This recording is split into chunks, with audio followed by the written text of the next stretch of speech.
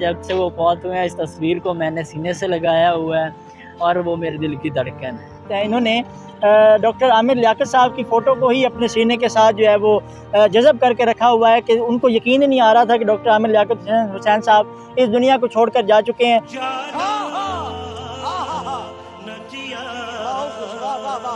अस्सलाम वालेकुम नाजरीन, मैं आपका मेज़बान मोहम्मद कबीर नजमी और आप देख रहे हैं काशान पाकिस्तान। नाजरीन, पाकिस्तान के दिल की धड़कन, पाकिस्तान के इस्लामिक स्कॉलर, पाकिस्तान के बहुत बड़े एंकर पर्सन, पाकिस्तान के बहुत बड़े पॉलिटिशियन, आप जानते हैं मैं जिनकी बात कर रहा हूँ, डॉक्टर आमिर लियाकत हुसैन साहब, जो कि इस दुनिया फ़ानी को छोड़कर रुखसत हो चुके हैं। वो ना सिर्फ एक एंकर पर्सन थे बल्कि मजहबी स्कॉलर भी थे।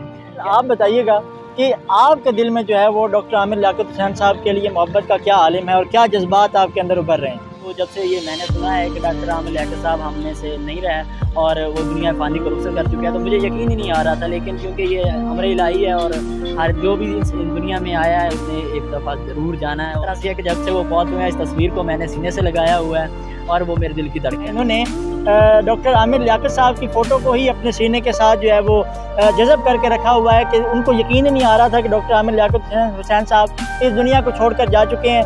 डॉक्टर साहब ठीक 25 दिन हमारे साथ और रहते तो 26 दिन बाद यानी कि उसकी बर्थडे मनाई जानी चाहिए। डॉक्टर आमिर लियाकत हुसैन साहब ने जब इंतकाल किया है तो हर पाकिस्तानी बाहैसियत पाकिस्तानी होने के नाते वो डॉक्टर आमिर लियाकत की वफ़ात पे रो रहा है।